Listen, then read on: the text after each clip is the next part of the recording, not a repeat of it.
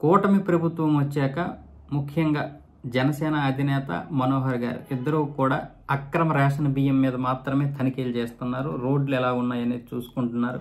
పరిపాలన మీద అయితే దృష్టి పెట్టారు. ముఖ్యంగా కాకినాడ పోర్ట్ నుంచి అక్రమ రవాణా అవుతున్నటువంటి బియ్యాన్ని ఆయన అయితే ఆపడం జరుగుతుంది. ఎక్కడికక్కడ తనిఖీలు చేసి ప్రస్తుతానికైతే అక్రమ రవాణా బియ్యాన్ని అయితే ఆపగలుగుతున్నారు పవన్ కళ్యాణ్ గారు. మొన్న కూడా షీజ్ ద షిప్ అంటూ ఒక పెద్ద సంచలనానికి తెరదీశారు.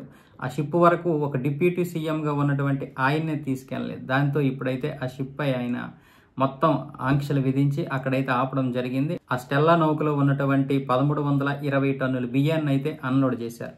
ఆ బియ్యం ఎక్కడెక్కడికి వెళ్తుందో తెలుసుకోవడం కాకుండా ఈ బియ్యం ఎక్కడెక్కడి నుండి వచ్చాయో మొత్తం ఎంక్వైరీ చేస్తున్నారు.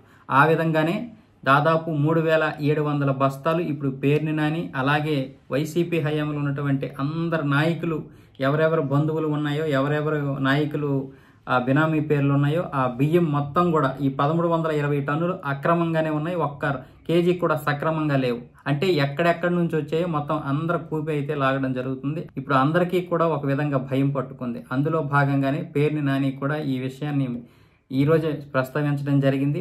అది చంద్రబాబు నాయుడిని కూడా ప్రసన్నం చేసుకున్నారు. ఆయనపై పొగడతల వర్షం కురిపిస్తున్నారు నాని గారు. బహుశా అరెస్ట్ చేయకుండా ఉండడానికి కోసమేమో.